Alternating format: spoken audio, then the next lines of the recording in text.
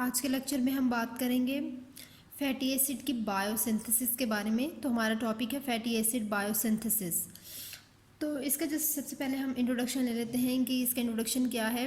We obtain the majority of our fatty acids from the diet. In addition, excess carbohydrates and proteins not needed by the body may be converted into fat for the storage. This process occurs in the liver, mammary gland and in the adipose cells.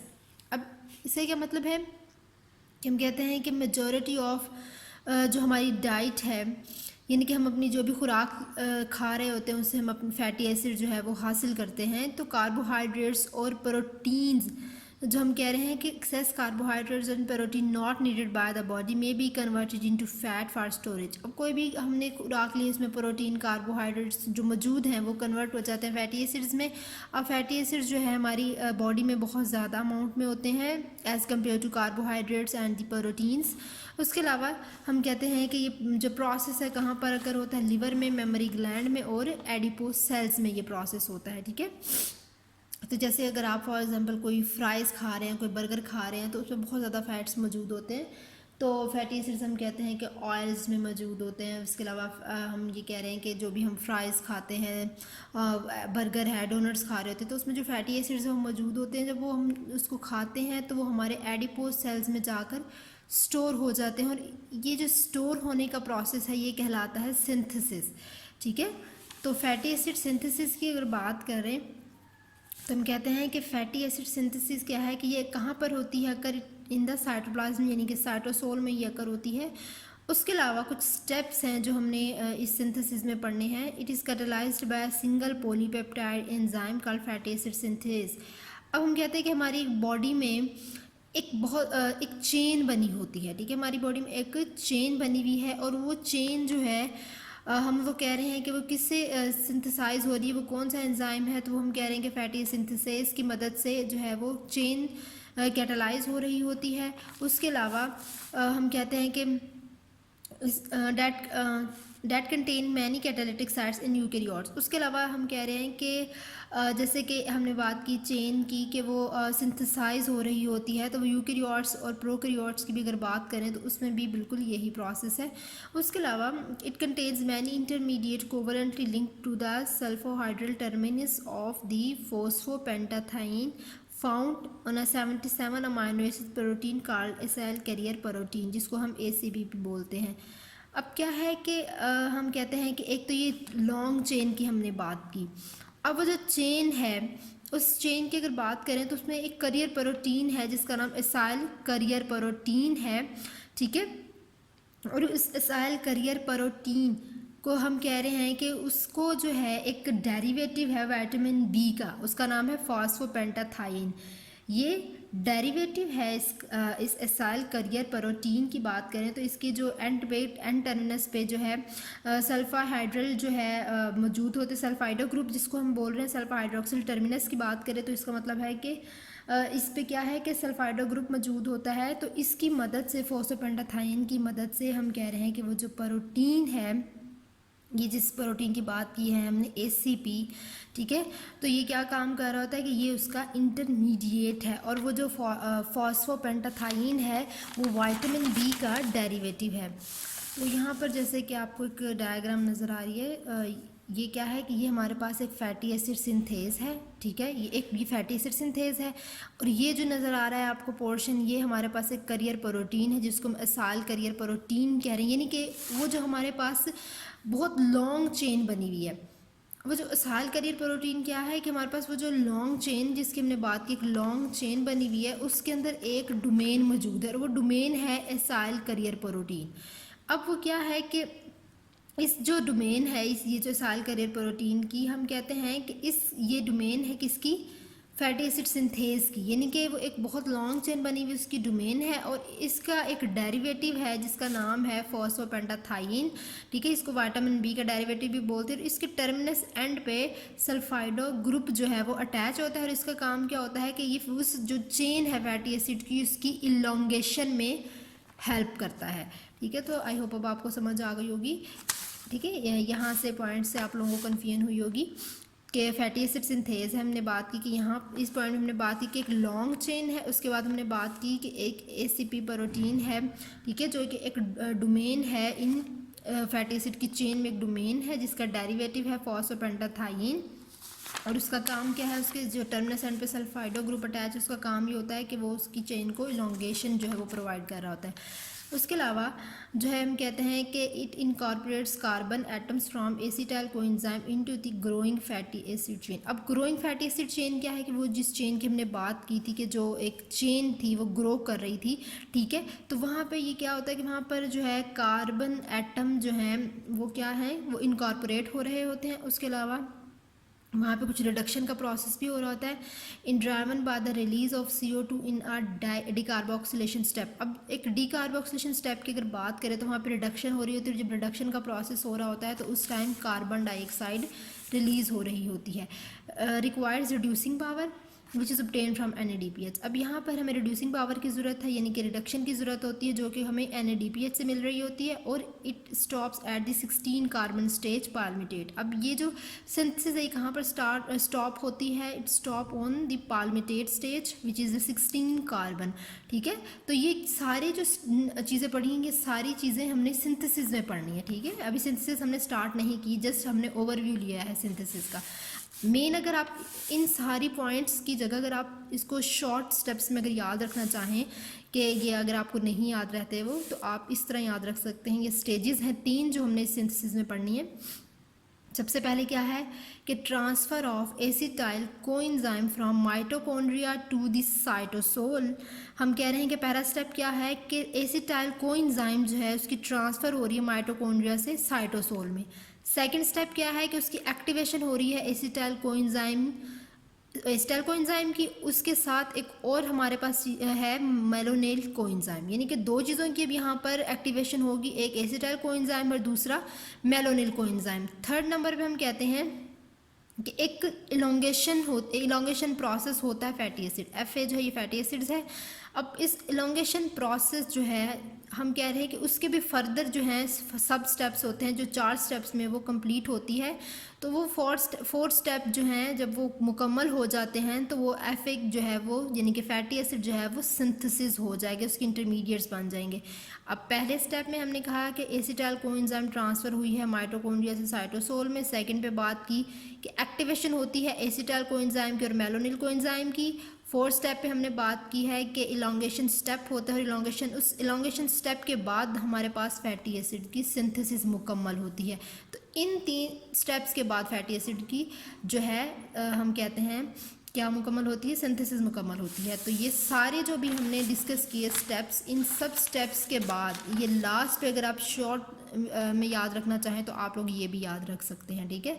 लेकिन ये आपको पता होना चाहिए कि fatty acid कहाँ पर होती है, फैटी एसिड जो है वो साइटोसोल में होती है, ठीक है। तो अब हमारा जो सबसे पहला जो हमारा है हम कह लें कि फैटी एसिड की सिंथेसिस में हमारी सबसे पहली स्टेज है वो क्या है कि transfer of acetyl coenzyme from the mitochondria to the cytosol, यानी कि एसिटाइल कोएंजाइम ने अब ट्रांसफ़र होना है माइटोकॉन्ड्रिया से साइटोसोल में। Acetyl coenzyme is not freely permeable to inner membrane of mitochondria, so it migrate to cytosol, become fatty acid is formed in the cytosol because fatty acid is formed in the cytosol। अब इसका क्या मतलब है कि ये जो acetyl coenzyme है ये माइटोकॉन्ड्रिया में होता है, जबकि फैटी एसिड की सिंथेसिस साइटोसोल में होनी होती है, ठीक है। तो एसिटाइल कोएंजाइम डायरेक्ट जो है उस माइटोकॉन्ड्रिया से क्रॉस नहीं कर सकता, यानी कि माइटोकॉन्ड्रिया की जो इनर मेम्ब्रेन है हम कहते हैं वो परमिएबल है, बट वो एसिटाइल कोएंजाइम जो है उसमें से कुछ केमिकल जो है वो वहाँ से ट्रांसफ़र नहीं होंगे। वहाँ से ट्रांसफ़र अगर होना है तो कार्बन हो रही है, कार्बन डाइऑक्साइड हो सकती है, ये चीज़ें ट्रांसफ़र हो सकती हैं। लेकिन उसके अलावा अगर कोई और मालिक्यूल ट्रांसफ़र होंगे तो उनको करियर प्रोटीन्स की भी ज़रूरत होगी, जिसकी मदद से वो माइटोकॉन्ड्रिया से साइटोसोल में ट्रांसफ़र हो सकते हैं। एसिटाइल कोएंजाइम जो है वो डायरेक्ट साइटोसोल में ट्रांसफ़र नहीं हो सकता, उसके लिए पूरा एक प्रोसेस है कि वो कैसे जो है ट्रांसफ़र होगा। अब उसके लिए ये एक प्रोसेस है। अब सबसे पहले हमें ये पता होना चाहिए कि एसिटाइल कोएंजाइम आया कहाँ से। हम बात करें कि एसिटाइल कोएंजाइम माइटोकॉन्ड्रिया में आता कहाँ से है, तो आप लोगों ने पहले पढ़ा होगा कि ग्लाइकोलाइसिस हम पढ़ा होगा आप लोगों ने, ग्लाइकोलाइसिस पाथवे, ठीक है। तो वो ग्लाइकोलाइटिक पाथवे जो है ठीक है। उस पाथवे में हम कहते हैं कि एसिटाइल कोएंजाइम बनता था, ठीक है। यानी कि हमने ग्लाइकोलाइसिस का प्रोसेस पढ़ा था, electron transport chain, glycolysis, Krebs cycle वगैरह आप लोगों ने पढ़े थे। तो उसमें जो ग्लाइकोलाइसिस थी उसमें हम एसिटाइल कोएंजाइम को पढ़ते हैं, तो उस एसिटाइल कोएंजाइम के बाद फैटी एसिड्स बनते हैं, ठीक है। तो एसिटाइल कोएंजाइम उस ग्लाइकोलाइसिस के प्रोसेस से आया था, और उस ग्लाइकोलाइसिस के प्रोसेस की बात करते हैं तो उसका एंड प्रोडक्ट था पायरोवेट, ठीक है। तो वो एसिटाइल कोएंजाइम कहाँ से आया? ग्लाइकोलाइसिस के प्रोसेस के बाद एसिटाइल कोएंजाइम बनता है और उसके बाद वो माइटोकॉन्ड्रिया में दाखिल होता है। तो अब आपको समझ आ गई होगी कि एसिटाइल कोएंजाइम आया कहाँ से, माइटोकॉन्ड्रिया ने खुद बना दिया, ये कहा किसी ने भेजा, तो ठीक है। तो ग्लाइकोलाइसिस में हमारे पास एसिटाइल कोएंजाइम बनता है। अब यहाँ पे एक हमारे पास, ये हमारे पास लेफ्ट साइड है, ये हमारे पास राइट साइड है। अब लेफ्ट साइड पे माइटोकॉन्ड्रिया मौजूद है, राइट साइड पे साइटोसोल मौजूद है। अब ये जो माइटोकॉन्ड्रिया है, यहाँ पे एसिटाइल कोएंजाइम हमारे पास है, जो कहाँ से आया? ग्लाइकोलाइसिस के स्टेप के बाद हमें एसिटाइल कोएंजाइम मिल गया।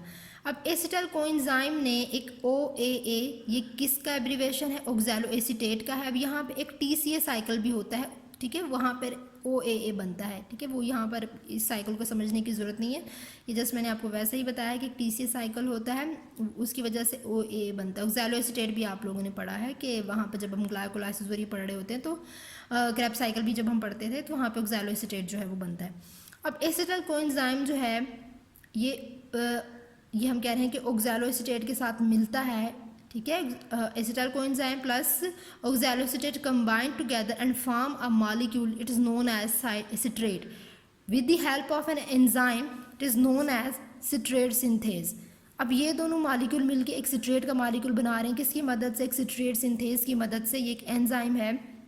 जब एसिटाइल कोएंजाइम, ठीक है, ऑक्सैलो एसीटेट की मदद से सिट्रेट में कन्वर्ट हो जाता है, तो अब ये जो सिट्रेट है, ये जो हमारे पास इनर माइटोकॉन्ड्रिया की मेम्ब्रेन है, ये परमिएबल है। अब ये यहाँ से क्रॉस कर सकता है, ठीक है। अब ये यहाँ से क्रॉस करेगा, ठीक है। तो अब इसने यहाँ से इसमें क्रॉस कर देना है। अब यहाँ से जब ये क्रॉस करता है तो ये इसके लिए भी कुछ करियर मॉलिक्यूल की ज़रूरत होती है, ठीक है। तो इसके लिए भी हम कहते हैं कि क्या है? करियर मॉलिक्यूल की ज़रूरत होती है। तो यहाँ पर हम देख लेते हैं हमने बात की, यहाँ से पढ़ भी लेते हैं। लेफ्ट हैंड साइड की अगर बात करें तो हमारे पास माइटोकॉन्ड्रिया है, उसके लेफ्ट हैंड साइड पे हमारे पास माइटोकॉन्ड्रिया है। उसके अलावा जो है राइट हैंड, उस पर क्या है? उस पर हमने बात की कि हमारे पास साइटोसोल मौजूद है, ठीक है।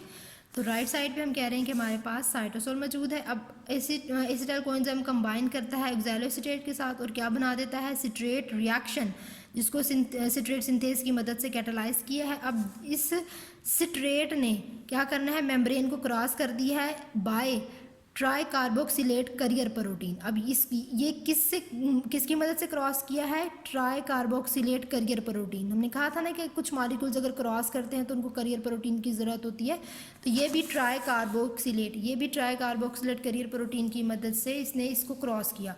अब ये जो सिट्रेट है, ठीक है, तो इस सिट्रेट ने आगे जो है हम कह रहे हैं कि साइटोसोल में अब दाखिल हो गया। अब सिट्रेट साइटोसोल में आ गया। अब यहाँ पे इस सिट्रेट ने क्या करना है? इस सिट्रेट ने क्या किया? एसिटाइल कोएंजाइम बनाया।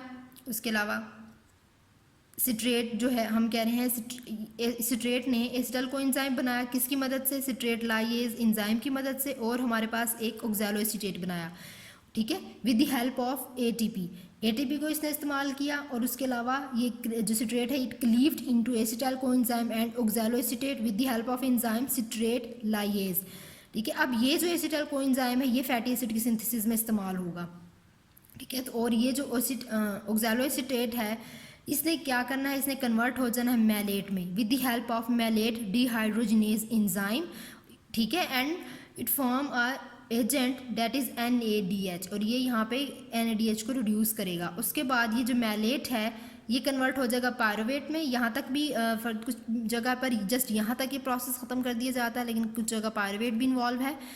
तो मैलेट में हम कहते हैं कि NADH लिंक्ड मैलेट एंजाइम में ये कन्वर्ट हो जाता है, ठीक है, by reducing NADH and carbon dioxide. उसके अलावा ये जो NADH है ये भी फैटी एसिड की सिंथेसिस में आगे इस्तेमाल होगा। अब ये पायरुवेट, ठीक है, अब क्योंकि हमने एक साइकिल चलाना है तो इस पायरुवेट ने दोबारा से, क्योंकि ये ऑक्सैलो एसीटेट जो है यहाँ तक हम नहीं इसको ख़त्म कर सकते थे, वो इसलिए क्योंकि ये इसको क्रॉस नहीं करेगा मेम्ब्रेन को। अब ये जो पायरुवेट और मैलेट बन जाते हैं इन्होंने इधर जाना है, ठीक है। तो अब ये जो पायरुवेट बना है ये वापस जो है इस माइटोकॉन्ड्रिया में चला जाएगा, ये क्रॉस करके, और यहाँ पर हम कहते हैं कि दोबारा से पायरुवेट ऑक्सैलोएसीटेट बना देगा, ऑक्सैलोएसीटेट बना देता है। यहाँ पर भी कार्बन डाइऑक्साइड और एटीपी इन्वॉल्व होते हैं, ठीक है। अब ये जब ऑक्सैलोएसीटेट में कन्वर्ट हो जाता है, देन ऑक्सैलोएसीटेट फिर दोबारा से कन्वर्ट हो जाएगा सिट्रेट में, और फिर दोबारा से सिट्रेट के साथ सिट्रेट में, अच्छा, ऑक्सैलोएसीटेट जो है दोबारा से क्या एसिटाइल कोएंजाइम के साथ मिलता है, then it convert into citrate, ठीक है। इसने दोबारा से ऑक्सैलोएसीटेट के साथ मिला, then it convert into citrate, and then again it goes into the cytosol and this cycle continues. तो हमने कहा दोबारा से एक दफ़ा देख लेते हैं। हमारे पास माइटोकॉन्ड्रिया है एक साइड पर, एक साइड पर साइटोसोल है। अब एसिटाइल कोएंजाइम डायरेक्ट साइटोसोल में नहीं आ जाता, इसलिए वो पहले ऑक्सैलोएसीटेट के साथ मिलता है। अब एसिटाइल कोएंजाइम ग्लाइकोलाइसिस के प्रोसेस के बाद आता है। अब ये दोनों मिलके with the help of citrate synthase convert into citrate, and citrate with the help of tricarboxylate carrier protein, ठीक है, ट्राइकार्बोक्सिलेट करियर प्रोटीन की मदद से ये साइटोसोल में आता है, एंड सिट्रेट, ठीक है, cleaved into acetyl coenzyme and the oxaloacetate with the help of citrate lyase, and it requires ATP, and then oxaloacetate is converted into malate with the help of malate dehydrogenase and reducing agent NADH, and the malate is converted into pyruvate with the help of an ADH linked malate enzyme, ठीक है। अब यहाँ पर भी NADPH और CO2 require है।